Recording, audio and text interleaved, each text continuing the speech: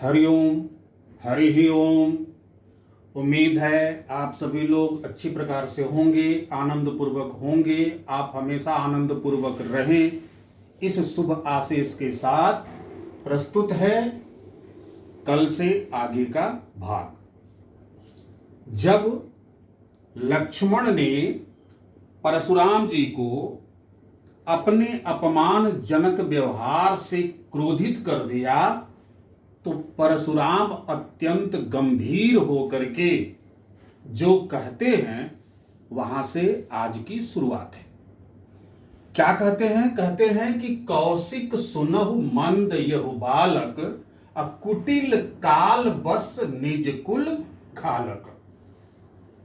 परशुराम विश्वामित्र को संबोधित करते हुए कहते हैं, हे विश्वामित्र सुनो,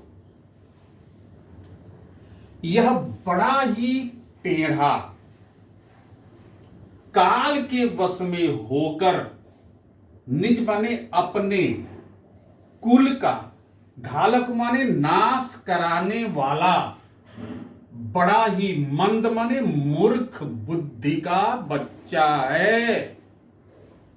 हे विश्वामित्र, अत्यंत कठोर काल के वश में होकर अपने कुल का नाश कराने वाला यह बालक बड़ा ही मूर्ख है। भानु वंश राकेश कलंकु, निपट निरंकुश अबुध असंकु। निपट का अर्थ है निरा, निरंकुश माने उद्दंड, अबुध का अर्थ होता है मूर्ख, असंकु का अर्थ होता है निडर या निर्भीक। अर्थात यह बड़ा ही टेढ़ा, उद्दंड, मूर्ख और निर्भीक बालक भानु वंश में जन्म लेने के बाद भी पूर्ण चंद्र के कलंक के समान है। जिस प्रकार से चंद्रमा में काले दाग के कारण कहा जाता है कि इतना सुंदर होता है चंद्रमा, उस दाग अगर नहीं रहती तो सोचिए कितना सुंदर होता। उसी प्रकार से ये बच्चा सूर्य वंश में पैदा होने के बाद भी पूर्ण चंद्र के कलंक के समान है। काल कवल हुई है छनमाही, कहो पुकारी मोही काल कवल हुई है छनमाही, कहो पुकारी खोरी मोहि नहीं। एक पल में, क्षण माने पल, एक ही पल में यह काल के ग्रास बन जाएगा, काल का ग्रास बन जाएगा, अर्थात मौत के मुंह में चल जाएगा। कहो पुकारी खोरी मोहि, उपस्थित सबसे मैं पुकार करके कहता हूं कि कोई मुझे दोष मत देना। तुम हटकहु जो चाहु उबारा, कहीं प्रताप बल रोष हमारा। आगे कहते हैं, विश्वामित्र, अगर तुम इसकी रक्षा करना चाहते हो, उबारना माने रक्षा करना चाहते हो, तो मेरे प्रताप के विषय में, मेरी ताकत बल के विषय में, मेरे क्रोध के विषय में इसको बताइए और बता करके इसकी उद्दंडता को रोकिए। हटकहु माने रोकें। इतनी बात जब परशुराम ने विश्वामित्र से कही तो विश्वामित्र के बोलने से पूर्व लक्ष्मण फिर बोल दिए, कहे कि लखन कहे मुन सुजस तुम्हारा, अब तुम्हारी अछत को बर नहीं पारा।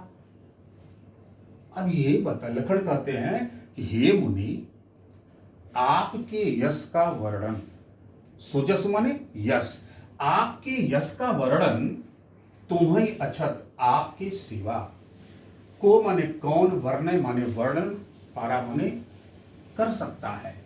अर्थात लक्ष्मण कहते हैं, हे मुनि, आपके यश का वर्णन आपके अतिरिक्त और कोई कौन कर सकता है, अर्थात कोई नहीं कर सकता। और इसीलिए अपने मुंह तुम आपन करनी, अब बार अनेक भांति बहु बरनी, कि आपने अपने ही मुंह से अपनी करनी को अनेक बार और अनेक प्रकार से वर्णन कर दिया है। बरनी माने वर्णन कर दिया है।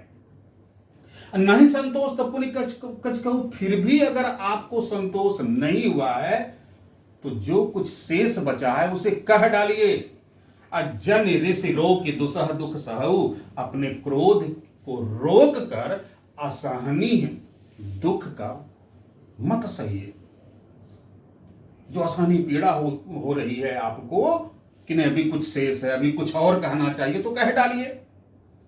वीर व्रती तुम धीर अछोभा, आप वीर व्रत को धारण करने वाले धैर्यवान और क्षोभ रहित हैं। गाली देत न पावहु शोभा, गाली देना आपके लिए शोभनीय नहीं है। और एक बात और सुनिए, मुनि आगे कहते हैं लक्ष्मण कि सूर समर करनी करही, कही न जना वही आप।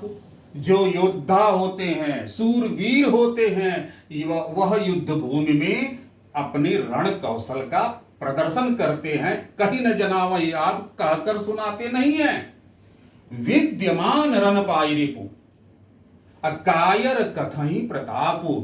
युद्ध भूमि में शत्रु, रिपु माने शत्रु को सामने पाकर के जो कायर पुरुष होते हैं, डरपोक पुरुष होते हैं, वही अपनी प्रशंसा करते हैं। जो सूरवीर होते हैं वो तो युद्ध भूमि में अपने रण कौशल का प्रयोग करते हैं। एक बार फिर से एक नजर डाल लीजिए। क्रोधित होने के बाद, लक्ष्मण की बात को सुनने के बाद, उनकी अपमानजनक बात को सुनने के बाद अत्यंत क्रोधित होते हुए परशुराम कहते हैं कि हे विश्वामित्र सुनिए, यह बालक अत्यंत कुटिल है, काल के बस में है और अपने खानदान का नाश करवाने वाला अत्यंत मूर्ख है। यह भानुवंश की जन्म तो लिया है यह सूर्य वंश में, मगर चंद्रमा में जो दाग लगी है उस दाग के, उस कलंक के समान है, क्योंकि यह बिल्कुल पूरी तरीके से उद्दंड है, मूर्ख है और निर्भीक है, जिसका ये प्रदर्शन कर रहा है। काल कवल हुई है छनमाही, एक क्षण में यह काल के ग्रास में चला जाएगा। अब कहो पुकारी खोरी मोहिनाही, अब कहता हूं यहां उपस्थित सभी लोगों से मेरा दोष मत देना, किसी प्रकार का मेरा दोष नहीं होगा। और तुम हटकाओ जो चाहो, अगर आप इसकी प्राण रक्षा करना चाहते हैं हे विश्वामित्र, तो इसके सामने मेरा प्रताप क्या है उसके विषय में बताइए, मेरा बल क्या है उसके विषय में बताइए, और बता करके इसको रोकिए उदंडता करने से।